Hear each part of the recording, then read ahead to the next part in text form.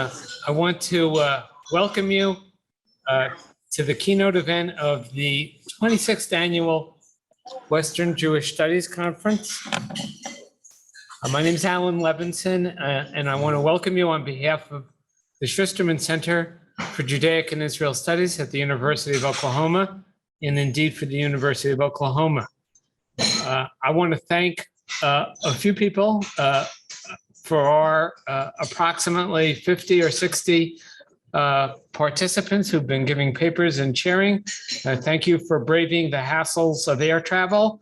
If you drove, thank you for braving the vagaries of spring weather. We've clearly lucked out, and I can talk about bringing sunglasses, a hat, and a water bottle tomorrow, rather than pointing out our university's many fine tornado shelters. For the community here tonight, thank you for your interest and support in our Judaic and Israel Studies program. We have approximately another 100 or so participants who are attending this conference virtually. We welcome you too very much. Understand that some of you can't be here for cost, for expense.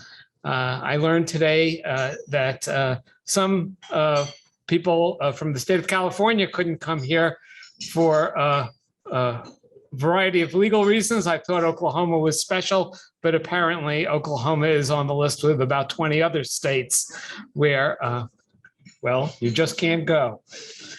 But I'm glad you're here. We are very, very proud to host the Western Jewish Studies Association's first blended conference. Last year's wonderful conference at UNLV was totally virtual. The year before that, it had to be canceled altogether. I think we're all looking forward to the waning of COVID. People warned us about holding a blended conference, but as much as Las Vegas may have an ace in the hole, we have a trice in the hole. And so please join me in thanking Trice, the administrator assistant for the OU Schusterman Center, and actually the principal organizer of this conference.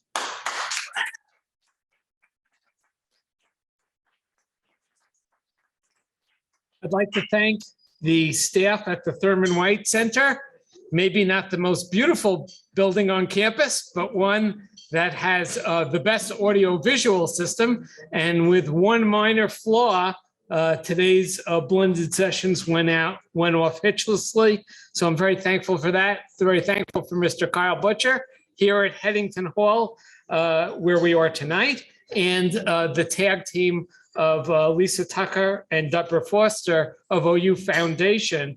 Thanks to the two of them, I'm pleased to report you not only get a nice dinner, but flowers and napkins, which had it been left to me and Trice, you may or may not have received at all. So thank you, Lisa. Thank you, Deborah, for everything you did. Thank you to Lori Barone. Thank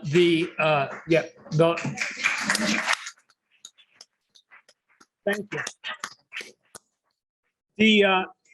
I would say president for life of the Western Jewish Studies Association, and somebody who has just been for 26 years putting together program after program of fantastic papers, chairs, subjects, topics.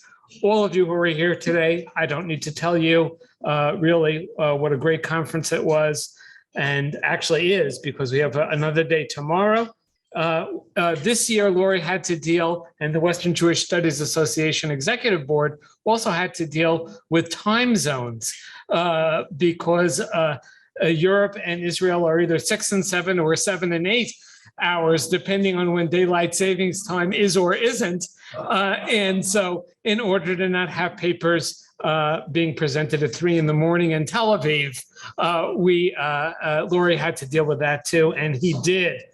So we want to thank them very much. A little our colleagues in history, religious studies, classics and letters, and the Dodge Family College of Arts and Sciences step forward with support.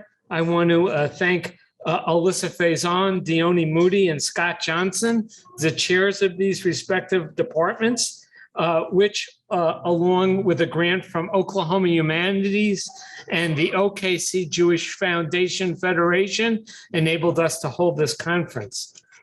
As always, the Charles and Lynn Schusterman Foundation and Philanthropies provided the backstop and the safety net so that we could continue programming fully throughout this year. And I mean, those of you who are part of our community at OU know that we've had a full year of approximately 20 programs, including even this coming Wednesday for our monthly Just Lunch. So we want to, of course, always thank the Schusterman Foundation and our supporters here who enable us to not only support students and faculty, which we do, but also, I think, to make a mark on the larger Oklahoma community, which I hope we also do too. Just a few more. Thanks. I want to especially thank our OU faculty colleagues for stepping forward in a variety of ways to chair sessions, propose papers, organize panels, and simply be here. I said at lunch in my opening that this conference just wouldn't have been possible without all of the OU participants. And I really don't know, though I will find out from Lori, how the Western Jewish Studies Association manages to do this without a deep bench at home, which we certainly have. So let me say for the last time, welcome to Norman, Oklahoma. Welcome to the 26th annual Western Jewish. It is an international conference. Slip of the tongue, I think, is excusable. And I hope today or tomorrow, or if you're staying on Tuesday, or if you got here early Saturday, I hope you have a chance to see the parts of our campus that are particularly beautiful, the Fred Jones Museum, Oklahoma City Memorial Museum. There's a lot to see here. Okay, and the Oscar for the best dean goes to David Robel, Dean of the Dodge Family College of Arts and Science.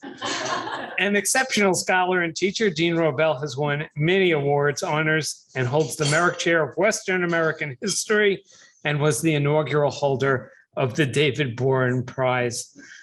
He is a historian through and through, and he has been an ardent advocate for Jewish and Israel studies here at OU, for which we are very grateful. Dean Robel.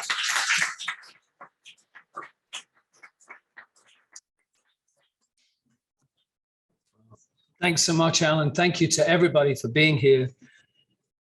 University of Oklahoma and the Dodge Family College of Arts and Sciences, serving all your automotive needs. It's not true at all. It's a completely different Dodge family. University of Oklahoma and the Dodge Family College of Arts and Sciences is very proud and pleased to welcome you to the 26th Annual Western Jewish Studies Association Conference. Whether you've traveled here to experience the conference in person, and it's been a real pleasure to meet many of you in the room from Maryland, from Ohio, from Texas A&M. It's lovely to see so many people here who've traveled to join us, or whether you're joining us virtually from somewhere across the country or across the globe. We're very happy indeed that you're here with us. OU is the flagship research university in the state and houses one of only 3 Schusterman Centers for Judaic and Israel Studies in the country. UT Austin and Brandeis, as you know, house the other 2 Schusterman Centers.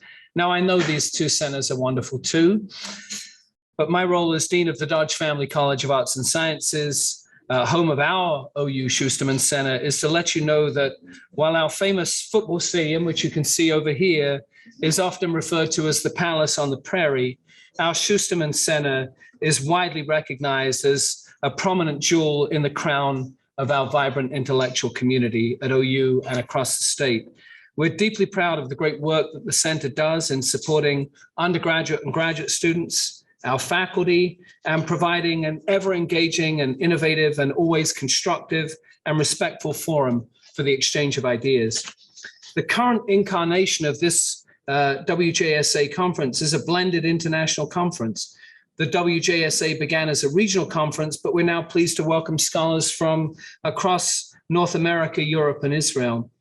While the papers presented here are delivered in English, the research languages include Hebrew, Aramaic, and Yiddish, as well as Russian, German, Spanish, and Portuguese.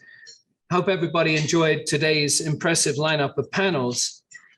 Before I introduce our speaker and my friend and colleague, Andrew Porwancher, I'd like to first offer a few words of thanks and appreciation to several individuals whose efforts have been instrumental to this conference becoming a reality. Before we even get to that, let me recognize some very special guests. Estela Hernandez, here at our table, is from Senator Langford's office, here with us today to ensure that we have full representation from our state Senate office. Thank you so much for being here. We're very, very grateful to have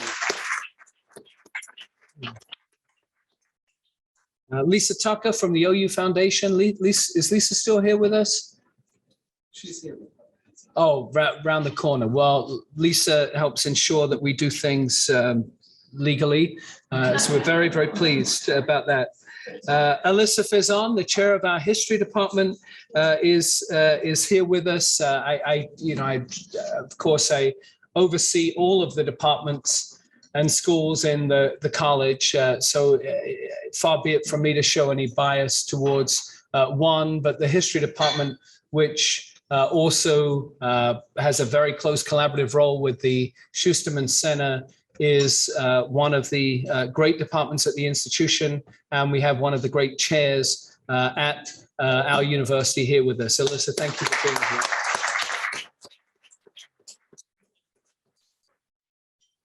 Okay, I'm going to mention everybody at one table, but for one, and I feel terrible about that, Luis Cortez, one of our most esteemed faculty in modern languages, an expert on my goodness, a wide range of topics, but one of our great archival researchers on the campus.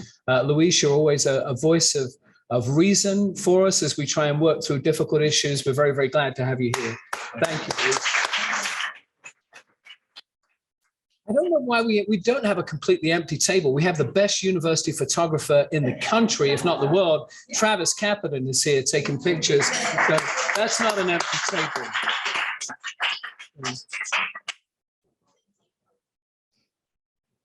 Alan Levinson is the Schusterman Josie Chair in Judaic History and director of our Schusterman Center. And as you know, he's a prolific scholar of the Jewish experience. It's because of Alan's vision and deep engagement with the field and his determination that the Oklahoma Prairies stand at the center of this vital field of study that we are your host institution for this conference. Alan's leadership of the center is thoughtful, it's dynamic, and it's always selfless, as is his mentorship of our outstanding Judaic Studies faculty, and we're truly grateful for it. Alan, thank you.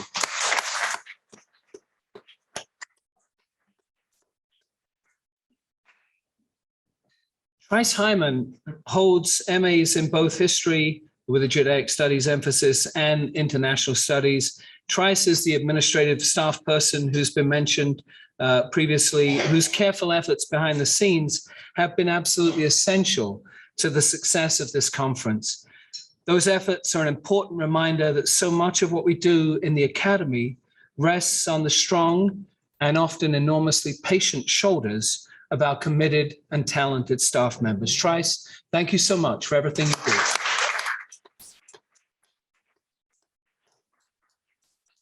One more individual who merits a mention, who I'm hoping and expecting, quite confident is here with us virtually, is Noam Stillman, the founding director of our Schusterman Center and Schusterman Josie Chair in Judaic History Emeritus.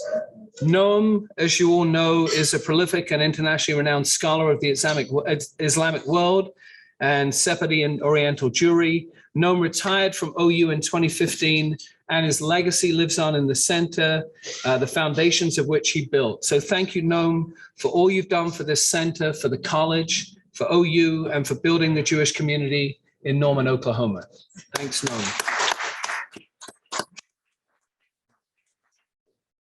Our keynote speaker for tomorrow is also at the table. Normally it was stepped aside, sitting aside from the table, but in close proximity. Jill Hicks-Keaton, Associate Professor of Religious Studies, will be delivering tomorrow's keynote. Thanks for being here. Tonight's keynote speaker is Andrew Porwancher. He is the Wick Carey Associate Professor and soon to be full professor in the Department of Classics and Letters and the Institute for American Constitutional Heritage. Professor Porwancher has also been an active contributor to our Judaic and Israel Studies program. We are, by the way, one of only a very few institutions across this country that house both a Judaic Studies and a Constitutional Studies program. From 2020 to 2022, Andrew is serving as the Ernest May Fellow at Harvard's Belfer Center. Andrew Porwancher's books include The Devil Himself, A Tale of Honor, Insanity, and the Birth of Modern America, published by Oxford in 2016, which was adapted into a theatrical presentation in Dublin, and John Henry Wigmore and the Rules of Evidence, The Hidden Origins of Modern Law, published by Missouri in 2016 as the inaugural volume in the series Studies in Constitutional Democracy. Andrew previously served as the Horn Fellow at Oxford and the Garwood Fellow at Princeton, and held senior research fellowships at the Traus Center in Yeshiva and the Clements Center in Texas. In 2017, he won our college's esteemed Longmore Prize for Innovation in Teaching. He's now at work on his fourth book, Theodore Roosevelt and the Jews, under contract with Princeton, and on his fifth, The Legal Legacy of James Bradley Thayer. Tonight, Andrew will talk to you about his third book, The Jewish World of Alexander Hamilton, published by Princeton in 2021, a book that sheds new light on the world of the colonial Caribbean, Revolutionary era America, and the realities of ethnic religious identity in the early years of the American Republic. Andrew is an award-winning teacher and mentor, a prolific scholar, and a dynamic speaker, and it's my great pleasure to ask you to join me in welcoming him to speak to us this evening on the Jewish world of Alexander Hamilton, Dr. Andrew Porwancher.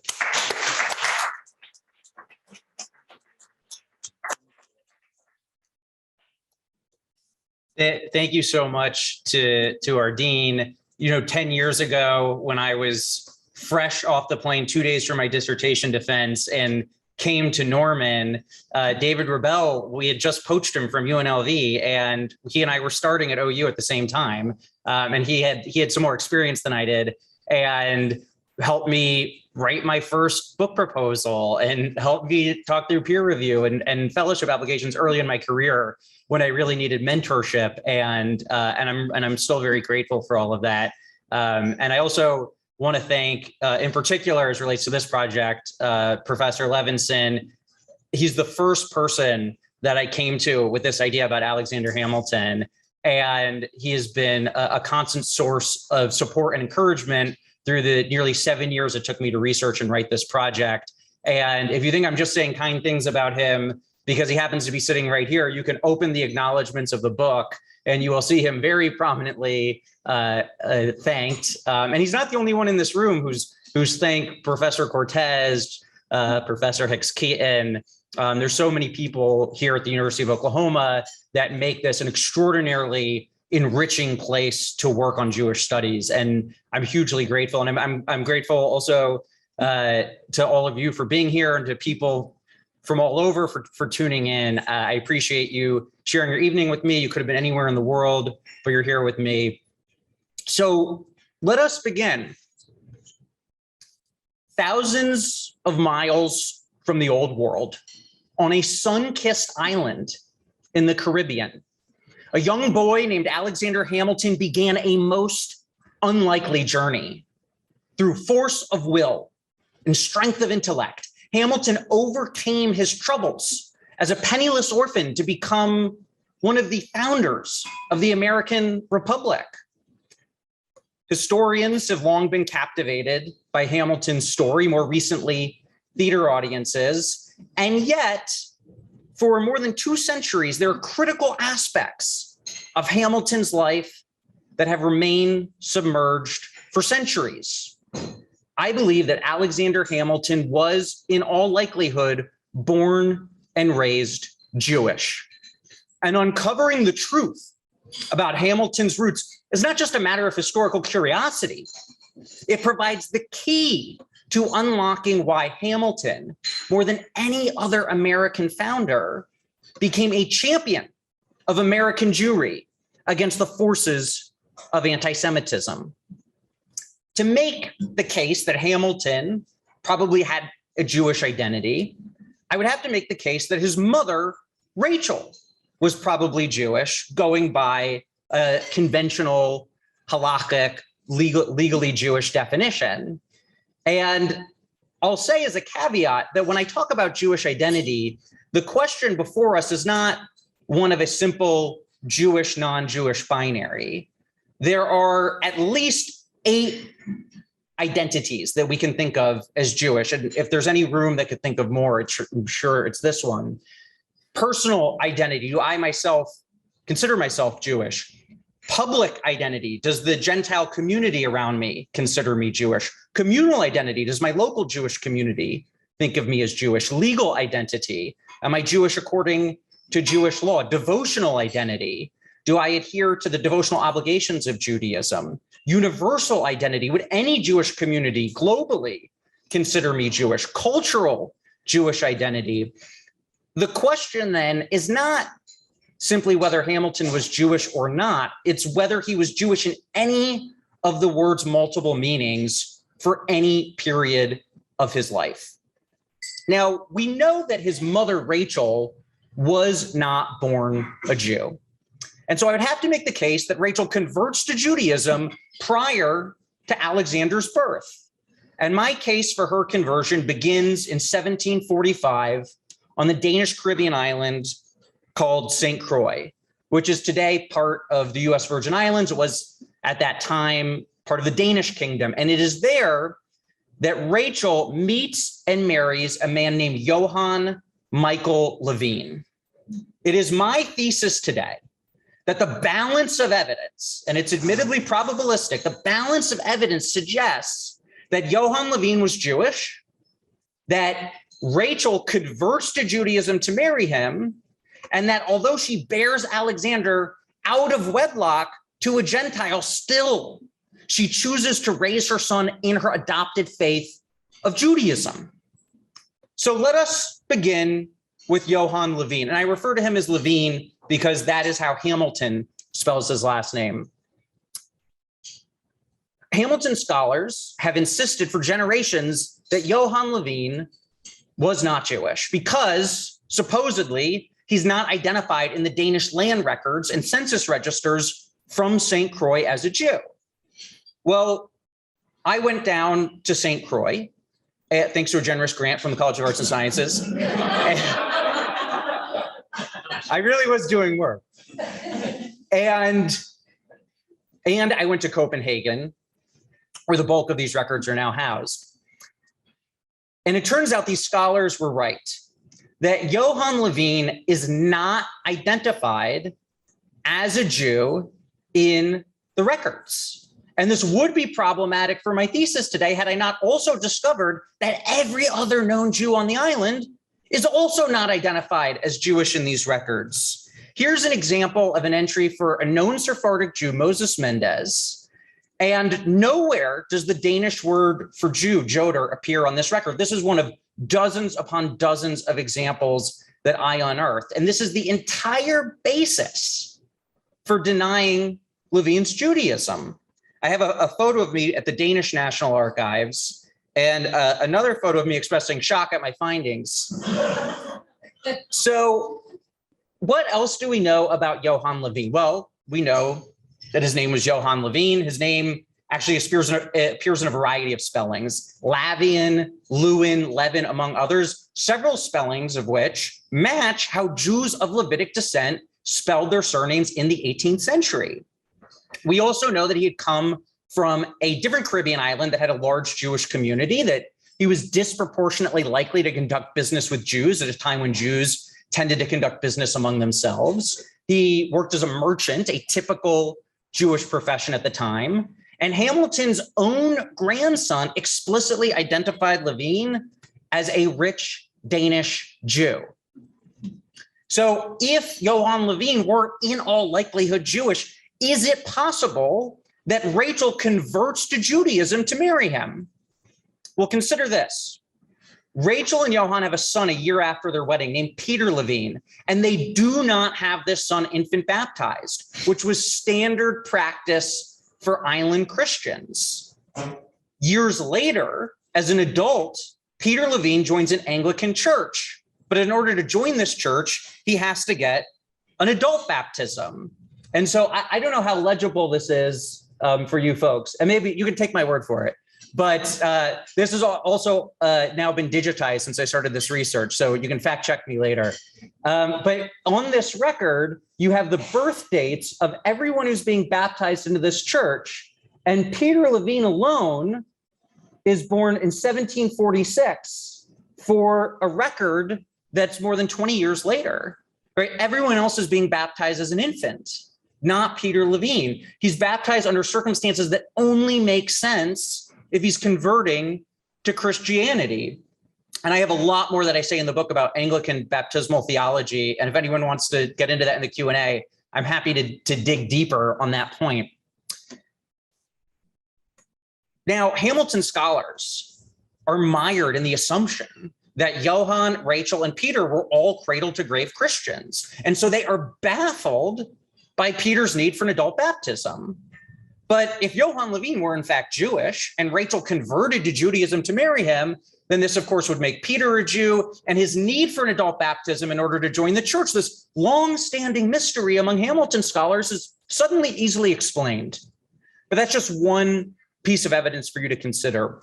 Rachel and Johann have a deeply troubled marriage. She has her imprisoned for infidelity. And when she gets out of prison, she absconds from the island of St. Croix, leaving behind Johann and Peter.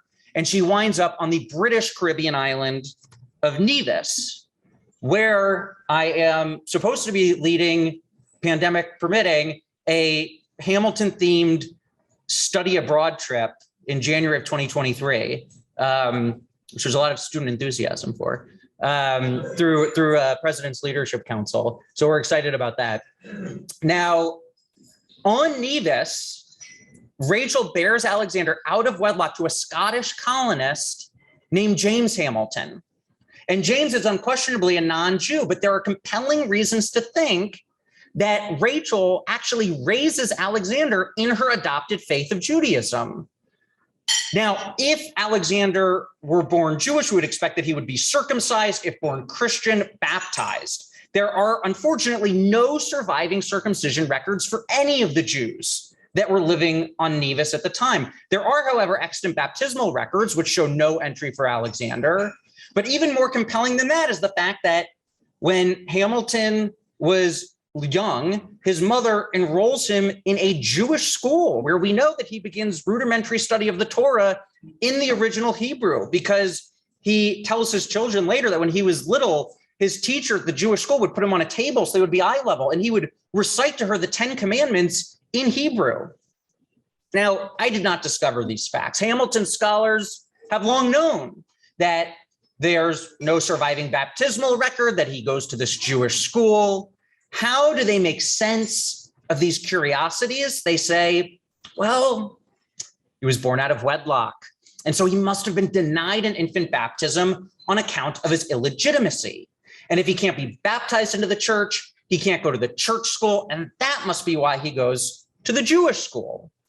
This is a very neat and tidy explanation, and one that would be problematic for my thesis had I not gone down to Nevis and gone through the church records and found that on Nevis and throughout the Caribbean, in fact, children born out of wedlock were indeed infant baptized. Here is the parish register from St. George's, where Rachel's own grandparents had belonged on Nevis. And you can see the very first entry, Daniel, son of Sarah Harrison, illegitimate, baptized. And this is one of many examples that I unearthed. Hamilton's illegitimacy goes no way towards explaining his attendance at a Jewish school.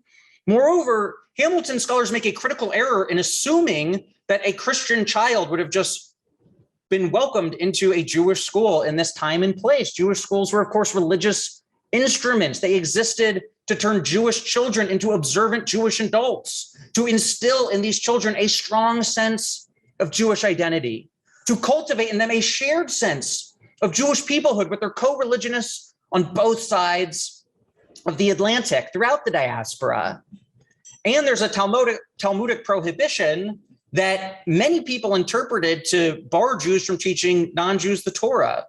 And so there are a number of reasons to be hugely skeptical that a Christian child would have attended a Jewish school. Hamilton scholars, moreover, misunderstand the nature of Jewish-Christian relations on Nevis in the 18th century when they think that a Christian child would have so easily attended a Jewish school. And I want to take a couple minutes to unpack this part of the argument because it's central to the book. In the 18th century, the Caribbean was the center of Jewish life in the Western Hemisphere. On some islands, fully 40% of the free population is Jewish.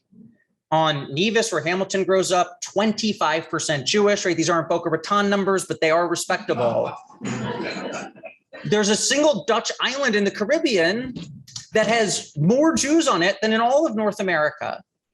Why are there so many Jews in the Caribbean? One word: sugar. The tropical heat and rich soil of the Caribbean made these islands ideal for growing sugar, the ultimate cash crop of the 18th century. It was, in so many respects, a brutal enterprise. A form of slavery was required to grow sugarcane that made slavery in the American South seem almost genteel by comparison. But for Jews, this created favorable opportunities. Jews were skilled in multiple languages. They were embedded in trade networks with fellow Jews in port cities on either side of the Atlantic. They were uniquely positioned by dint of their commercial experience to take advantage of the opportunities that the sugar trade presented. Now, to the extent that we see religious diversity on places like Nevis, it's not celebrated. It's begrudgingly accepted in the name of cash crop cultivation, especially as islands reach peak sugar productivity and the need for further immigration wanes. Jews and Christians have dicey relations. Jews are often accused of stealing bread from the mouths of Christian children through supposedly deceptive Jewish trading practices. In times of economic strife, Jews are often convenient scapegoats. The geography of Jewish life in Charlestown, the main port town on Nevis where Hamilton grows up, that geography underscores how Jews occupied a separate and subordinate rung on the island hierarchy. Jews are not dispersed evenly throughout Charlestown. They are concentrated in a Jewish quarter. And this Jewish quarter is not the most desirable real estate on the island. It is sandwiched between the jail on one side and a mosquito-infested backwater called the Bogs on the other. And this configuration is telling. Jews in many parts of Europe, as many of you know, had long lived in their own less desirable districts. In other words, Jews and Christians are not coming to the new world and creating a whole new set of social and spatial relationships between the two faiths. They are recreating patterns they already know from the old world. Patterns designed to ensure a degree of segregation, religious, cultural, and geographic, between Jewish and Christian life. The site of the parish church in Charlestown underscores the staying power of these cultural mores. In some parts of Europe, church regulations required maximal distance between churches and synagogues. Now, on Nevis, there was no such regulation, and yet they choose to adhere to this convention anyway, testifying to the staying power of these norms that prize a division between Jews and Christians. Why have I taken such pains to reconstruct the tenor of the Jewish experience on Nevis because it strains believability to think that amid this fraught environment, the Jews of Nevis would have educated Alexander Hamilton unless they considered him one of their own. The stakes for Jews were too high. Their continued residence on Nevis too doubtful, the politics with their Christian neighbors too dicey to have likely hazarded such a risk. Now, when Hamilton is around 11, he and his mother wind up on St. Croix. She runs a store out of the first floor of a building. They live together on the second story. And this arrangement continues for a couple of years until when Hamilton is 13, mother and son both fall deathly ill. Alexander pulls back from the brink, but in February of 1768, Hamilton's mother dies. And the details of her death and burial may be instructive for our purposes. Notably, Rachel is buried under the name Rachel Levine. She had not seen Johann for 18 years, and yet she keeps her ex-husband's surname until her dying day, perhaps hinting at an abiding connection to a Jewish identity. She is not buried in the church cemetery. Now, a burial in a Jewish cemetery was not an option on St. Croix. St. Croix had a few scattered Jews, not the sizable Jewish community of some other Caribbean island. So your only real option was to be buried at your home or the home of a relative. And in fact, Rachel is buried at her sister's estate. Interestingly, her death is recorded in a church register, and Hamilton scholars have taken that to mean that she must have been a member of that church. And that may be the case, but what these scholars haven't countenanced is the possibility that because states don't start keeping civil records until the 19th century, in the 18th century, states are using church records as de facto civil records. And so you can find examples of Jewish deaths recorded in Christian records for state purposes. And that's especially likely to be true in places where there are too few Jews to have a synagogue with its own records.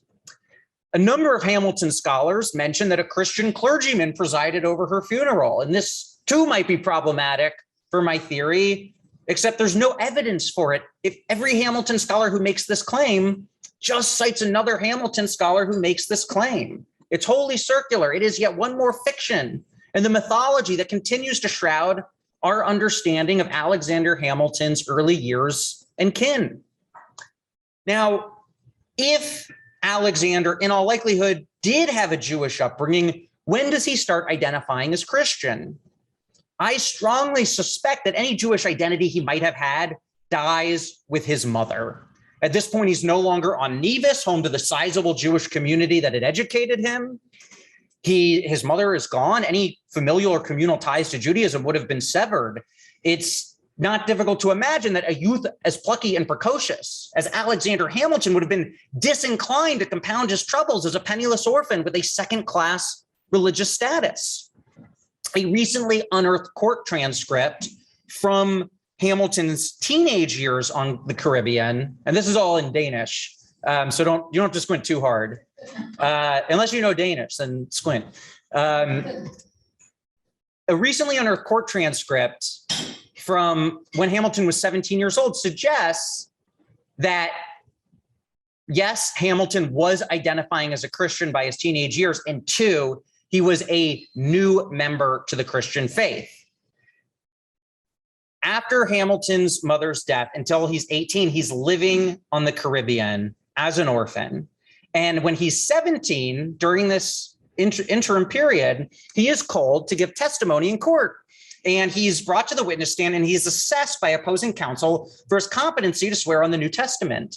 And he's asked how he identifies, and he says, "I'm Anglican." And the lawyer says, "So you've taken communion?" And Hamilton admits that no, he's never taken communion. Well, the Book of Common Prayer, which governs rites for Anglicans, specifies that the paired rituals of communion and confirmation are to take place in childhood. It would be an oddity for Hamilton in that era as a 17-year-old, if he had actually been born and raised Anglican, to have never taken communion. In fact, it's such an oddity that the judge forbids him from giving sworn testimony because of his insufficient Christian bona fides. And in fact, even decades later, when a bleeding Hamilton with Aaron Burr's bullet in his back is laid down on his deathbed, he had still never taken communion. Now, Hamilton is just one more sidelight from his Caribbean years. He's working for an import-export company. When we think of other American founders, they grew up on plantations, farms. Hamilton, by dint of working for this trading company in the Caribbean, is learning in his formative years about credit, debt, finance, currency. He is honing all the skills that would uniquely position him to become the visionary of America's financial future. And given the prominence of Jewish traders in the Caribbean, it is all but certain that Hamilton comes into contact with just the kinds of Jewish merchants with whom he'll later collaborate with in New York City. This arrangement continues until August of 1772, when a catastrophic hurricane brutalizes the Eastern Caribbean. Its eye passes directly over Hamilton's island of St. Croix. Amid the twin horrors of gale force winds and 70-foot waves, ships from the harbor are flung inland, homes reduced to rubble, and the lives of hundreds of islanders summarily extinguished. The best surviving description we have of the storm comes from the pen of none other than an 18-year-old Alexander Hamilton. And his description is published in the local island paper. And as lore has it, islanders are so taken by his precocious facility with language that they raise money to send him to America for college. And when Hamilton enrolls at what was then called King's College in New York City, we now know it as Columbia, he does something really interesting. He lies about his age. Every piece of evidence we have from the Caribbean puts Hamilton's year of birth in 1754. If we zoom in on this document, you don't have to know Danish to perhaps recognize the digits that are in the middle of the document. This is how old Hamilton tells the lawyer he is in 1771. Hamilton, when he gets to New York, says he's born in 1757. He says he's born 3 years later than he actually is. Why would Hamilton lie about his year of birth? Well, King's College at that time skews young. The average incoming freshman is only 15. And so it would be understandable if Hamilton, the outsider, the orphan, the West Indian, eager to fit in, would have fudged his age to seem like he's as old as other incoming students. And the fact that he's diminutive in stature and boyish in face would have made the deception that much easier to carry out. What's really interesting is that Hamilton probably didn't realize that if he comes to New York and says he's born in 57, he's going to have to maintain that fiction for the rest of his life for consistency's sake. And he does. And no contemporary of his from the Caribbean ever outs him as having lied about this foundational aspect of his upbringing. So there are two lessons for us to glean from this. First, Hamilton was perfectly willing to conceal some foundational element of his upbringing. And two, he was able to get away with it for the remainder of his years without anyone from the West Indies ever correcting the record, making it that much more plausible that Hamilton would have been able to obscure a Jewish heritage in his Caribbean past. So let us take a step back and ask what all of these constituent pieces of evidence add up to. There are people in corners of academia who will tell you, Porwancher, he's unhinged. He's gone rogue this time. It's a caricature from New Jersey, trafficking in Jewish delusion. It's the ghost of Aaron Burr haunting me. Are we okay, Trace? I don't need the PowerPoint, by the way. So I could do it without it.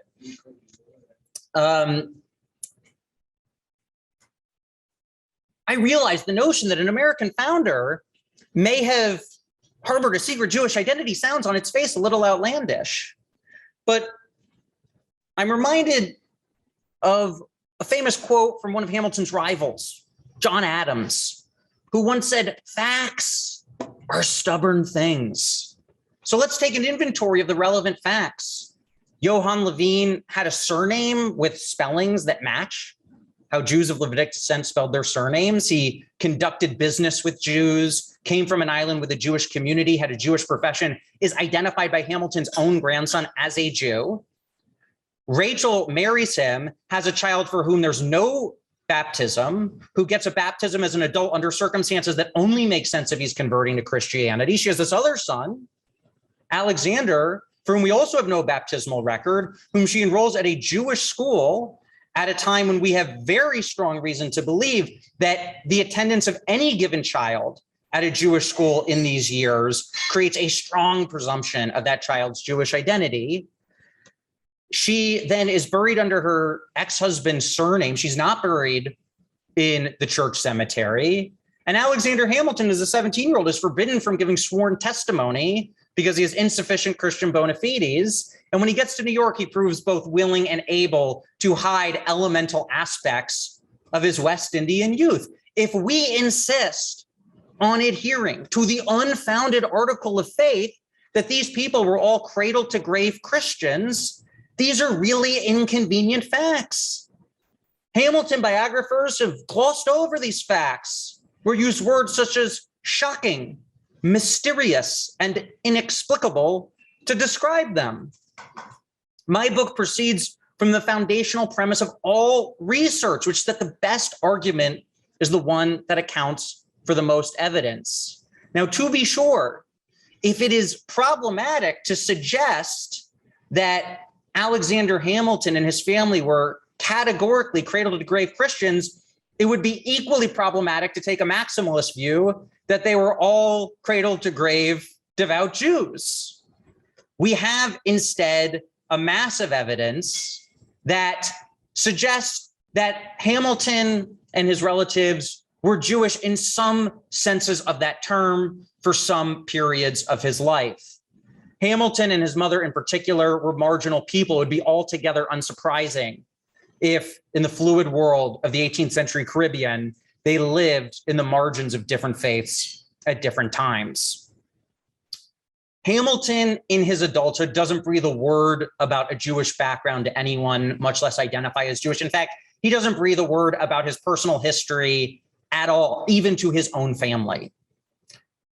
And yet Hamilton never forgets. No other American founder did more to make civic equality real for America's Jews. Now, to be sure, Hamilton is not some populist firebrand. He's not waking up every day carrying the banner for Jews. That's not my argument. My claim is a humbler one, which is when we put Hamilton in his context, when we compare him to the other iconic political figures of his age, Hamilton is unique in the depth of his relationship with the Jewish community and his affinity for Jews and their faith unmitigated by bias. Hamilton's support for American Jewry assumes a variety of forms. As an influential alumnus of King's, he institutes a number of changes. One, they have to change the name King's. You can't fight a war against a monarch, have your alma mater called King's. It's unseemly. They change it to Columbia. But he makes a number of other reforms that are friendly to Jews. He does away with mandatory forms of Christian worship for undergrads, even though all the undergrads are Christian. He puts the first Jew on the board of an American college. There had been higher ed in America since the founding of Harvard in the 1630s. There had never before been a Jew on a college board, and there wouldn't be another Jew on the Columbia board until the 20th century, when Benjamin Cardozo, second Jew on the Supreme Court, also becomes the second Jew to sit on the Columbia board. He's always the second Jew to do something. It's the Jewish silver medalist. So that could be a title for my next book, Alan. So he also changes the eligibility for the college presidency so that Jews can become president of Columbia. Now, if you look at other colleges from that era, they don't open up their college presidencies to Jews until the 20th century. Hamilton's 150 years ahead of his time. Hamilton is, of course, best remembered for his role as a financial visionary. Hamilton sets into motion, as our first Treasury Secretary, a vision of American finance that is so forward-looking, most of his contemporaries couldn't begin to grasp his prescience. They feared that he was engaged in some dark financial arcs that would bilk ordinary soil tillers and veterans and citizens. And Hamilton's opponents routinely reached for the cudgel of anti-Semitism in a bid to derail his policy agenda. He is repeatedly accused of engaging in some kind of unholy alliance with rapacious Jews who are out to steal money from ordinary folks. No other self-professing Christian in the early years of the American Republic encountered more overt anti-Semitism than did Alexander Hamilton. But it is in Hamilton's legal career where we see most vividly his abiding commitment to civic equality for American Jewry. And I want to share just one story from his legal career that I think most vividly captures this. Hamilton steps down with more than 2 years left in George Washington's second term. He's probably the second most powerful person in the country, and yet he gives it up because if you're a good lawyer, you can make a lot more money in private practice than you can working for the government. It's true now. It was true then. He quadruples his salary. He's got a growing family. He's got some personal debt. So he goes into private legal practice in Manhattan, and he is tasked with a case that proves the most challenging of his illustrious legal career. And it's a difficult case for a lot of reasons. His client is a Frenchman living in New York at a time when it was widely feared that America and France might be on the brink of war. His client's accused of fraud. So a foreign plaintiff who is accused of fraud from a hostile foreign power, not the most sympathetic of parties he could represent. The opposing party is two of New York's most respected businessmen. They are represented by Gouverneur Morris, who is largely forgotten today, but at the time, one of the most revered statesmen in early America. He served in the Continental Congress in the 1770s. He authored the famous We the People preamble to the US Constitution in the 1780s. He served as a prominent ambassador for the Washington administration in the 1790s. And most problematically for Hamilton, Gouverneur Morris could be a devastatingly effective orator in a courtroom. Now, to make matters worse, Hamilton finds out that his co-counsel is none other than Aaron Burr, and the two of them are not on great terms. And if all of this were insufficient to convince you that this would be the hardest case in Hamilton's long legal career, there's one more thing you need to know. Hamilton's principal witnesses were Jews, and this at a time when it was widely and erroneously believed that the Jewish religion actually encourages Jews to lie under oath in court. This was of course, absurd and ugly, but tenacious anti-Semitic stereotype that had deep roots in European history and had migrated over to the New World. The case was litigated through the New York court system until it reached the highest court at the time, called the Court of Errors. And it's unlike any body we have in the legal system today because it combined all three branches of government. So the members of the state Senate, the justices of the state Supreme Court, and the Attorney General would all sit together as a jury, and whoever got the most votes won. And Gouverneur Morris, in his closing argument before this august legal body, savagely attacks Hamilton's witnesses purely on the basis of their faith. Alluding to them as, quote, these Jew witnesses, Gouverneur Morris says flatly, Jews are not to be believed upon oath. The next day, a large crowd gathers in the courthouse to see how Hamilton, the relentless fighter, would respond. What Hamilton understood was that this case was about something more than just a dispute between merchants. At stake was the very meaning of the Republic. The question of whether American justice would be blind to religion spoke to the heart of the revolution and its radical promise of equality. The fact that a statesman as esteemed as Gouverneur Morris had tried to score political points with the court by relying on anti-Semitism suggested that perhaps the egalitarian rhetoric of the war was little more than a facade masking discrimination. But Hamilton would not so readily relinquish his dream of religious equality. In Hamilton's own closing argument, he points to Gouverneur Morris and he says, quote, has he forgotten what this race once were when under the immediate government of God himself, they were selected as the witnesses of his miracles and charged with the spirit of prophecy? Were not the witnesses of that pure and holy, happy and heaven-approved faith? Hamilton goes on to say that no one should be judged because of the manner in which they worship. In Hamilton's own words before the court, quote, be the injured party, Jew or Gentile, Christian or pagan, foreign or native, justice, clothes him in her mantle, in whose presence all differences of faiths and births, passions and prejudices, all are called upon to acknowledge and revere justice's supremacy. It can be easy to overlook from the standard of late 18th century America the extraordinary character of these remarks at a time when most other founders might praise Jews in one breath and condemn them in the next, at a time when anti-Semitism is so readily wielded as a political cudgel. Here is one of the iconic statesmen of the era demanding that in an American courtroom, a Jew and a Gentile stand equal before the law. When the final tally came in from the Court of Errors by a vote of 28-6, Hamilton emerged victorious.